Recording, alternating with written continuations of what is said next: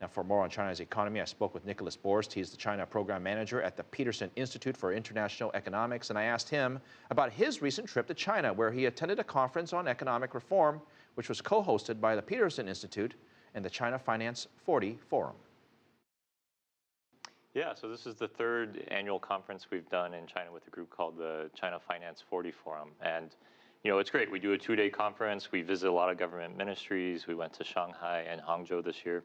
So I think we got a pretty broad sense of what not only the policymakers are feeling, but a lot of the academic economists as well. When you met with them, obviously the issue of economic growth is front and center. There are reforms that are being discussed, and we'll get to that in just a moment. But did you walk away feeling more confident, or did you walk away with perhaps more concerns? Honestly, I came away a little bit more concerned. I think the pace of the growth slowdown has taken some people in China by surprise. And I think that has the potential to slow some of the needed reforms that China needs. Some of the reforms that have recently been announced is cutting out on sort of this red tape, helping small, medium-sized businesses, not to mention some of the steps being taken by the central bank in terms of extending loans to smaller companies. All these things combined, is that going to be enough to get growth back on the track, at least back on the track fast enough that the central government wants? I think that these things will be helpful at the margin, but they're not going to make a huge difference. If you look at what the estimated impact is from, say, the cut to the required reserve ratio, it's very small. We're talking about, 50 billion yuan and 140 trillion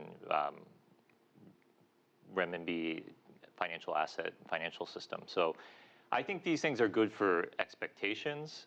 They'll help improve confidence. They might help credit flow a little better to small and medium enterprises, but they're not going to have a huge impact if something like the housing market is continuing to slow down.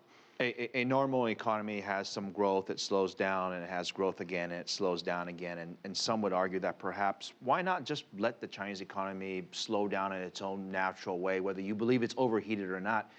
That's really part of the natural cycle. Would that be a good thing, and could that happen in China, just to let it be and slow down? I think a little bit of slowdown is actually very healthy. And, the government has lowered the growth target from 8% to 7.5%. The IMF is now actually saying 7% or below for next year. And that's actually okay. I think the most important thing to do is look at the employment number. And China has informally said their growth target for new jobs is about 10 million, and they actually produced 13 million last year. So I think employment is more important than any sort of headline GDP target. When we look at issues in China, the banks, the leverage, the loans, then you have the housing market as well. I mean, that's somewhat interrelated. Then you have inflation, then you have issues with small and medium businesses, then you have sort of top-line reforms. Which, in your opinion, is the greatest issue for the Chinese government to deal with? I think there's two main issues. One is slowing the growth rate of credit. We've seen 5 years of extraordinarily rapid credit growth. Anytime you look at economies that experience credit growth this rapid, there's a very high probability that you're going to have some subsequent financial distress. Maybe not a full-blown crisis, but certainly something that could knock a couple points off GDP. So China has to get credit growth under control. They have taken some steps. Since last year, the middle of last year, we've seen a sharp drop in the growth rate of credit.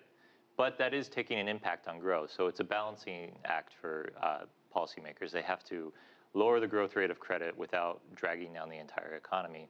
The other issue is real estate. And we've seen almost 5 years now of unabated policy aimed at controlling excessive investment in real estate. Yet, as a share of GDP, it's still far too high, much higher than we've seen in other East Asian economies during their periods of rapid growth and urbanization. So I think that's another challenge, to slow the growth rate of investment in housing without crashing the entire housing market. So it's a tightrope that policymakers will have to walk over the next couple of years. I mean, it's hard because you want a correction without the actual correction of lower prices. Let's leave that part there.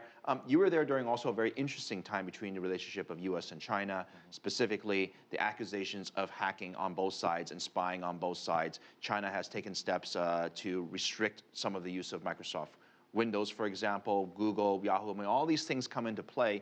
Was that a topic of conversation, and what was discussed? Not by us personally. We're economists, so we try to stay away from these security issues. But I do My hope is that these type of bilateral security issues will not get in the way of new economic cooperation. And specifically, I think there's a lot of potential for the bilateral investment treaty between China and the U.S. And President Xi, President Obama agreed to intensify negotiations on that last year during the Sunnyland Summit. And I'm hoping that at this year's Strategic and Economic Dialogue, we can see some progress.